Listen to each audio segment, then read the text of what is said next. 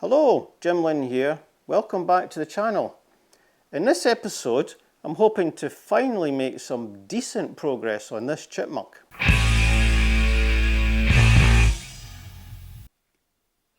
We're starting this episode at section 30 of the instructions, the wing lower section, and the idea is to glue this strengthening spar in. Now I'm using Tamiya's extra thin quick setting glue here. I do have the other kind, I should maybe try and use that a bit more often. Now this little part D8 shot across the floor, but we found it again and it fits quite nicely into this recess. And then I'm using Revell's contactor glue to secure that in place. This is the kind of glue that is specifically for clear parts. Seems to work very well.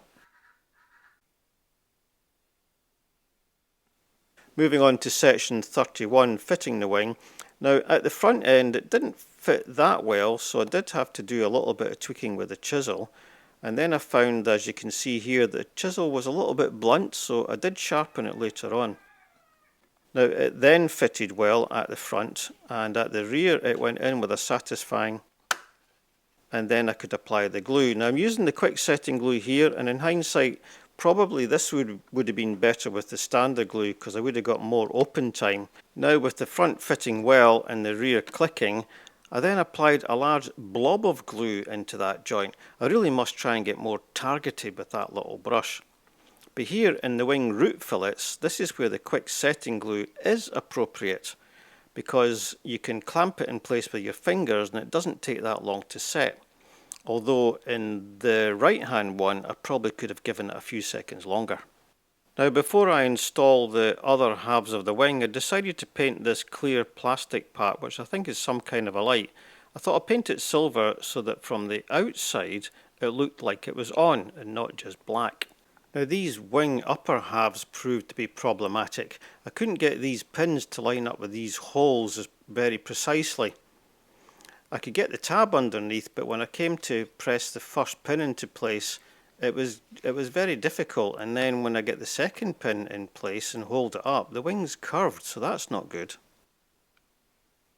And it was the same with the other half. In fact, that half, although the tab went underneath, I couldn't get these pins to line up at all. Looking at the ends of the wing upper halves, there's these raised moulding marks of some kind, and it's the same on both of them. And so at the very least, as a first step, I should scrape those off. So I decided that I would paint the ends with my coal black paint, which I've used before, and I use it as a telltale to help me when I'm scraping. But in this situation, in hindsight, it was probably a little bit redundant. I didn't need to do this. So now it's just a question of scraping and test fitting and scraping and test fitting and scraping and more test fitting until finally the right wing upper surface dropped into place quite nicely, and that inner pin engaged well, but the outer pin still a little bit problematic.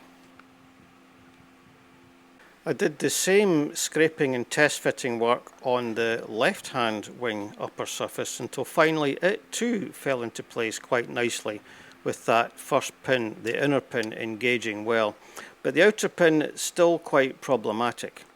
Finally I decided just to cut those pins off. They were more trouble than they were worth, and also this little recess at the end, it takes a navigation light, that needed tweaking, but now the wing halves easily hold together. Although they're a bit springy, they do hold together nicely.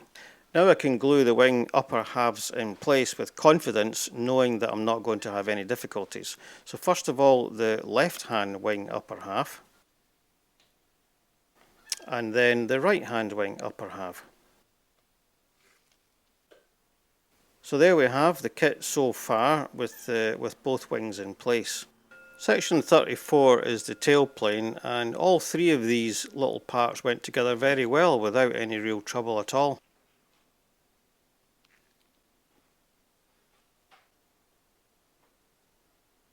The leading edges have very fine gaps that will need filling, but fitting the tailplane to the fuselage turned out not to be problematic at all, apart from a little bit of tweaking at the forward section where it meets the fin area.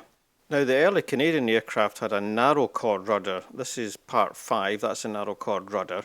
But the RAF found that that didn't give very predictable spin recovery characteristics, so they had this wide chord rudder fitted, part number 6, and that's what's going in our kit. If you're a student pilot and you do your spin recovery technique and nothing seems to happen or it doesn't happen correctly, that can be really disconcerting. In addition, the RAF had anti-spin strakes fitted. Now they work by disrupting the airflow, causing flow separation, and that helps keep the fin and elevator energised. Now here I'm fitting these anti-spin strakes, but I didn't realise I was using the wrong glue. I was using the standard extra thin glue, and I was quite surprised when it didn't seem to grab as quickly as I was expecting. And then I compounded the problem by grabbing the glued surface with my finger and then touching the other side of the fuselage.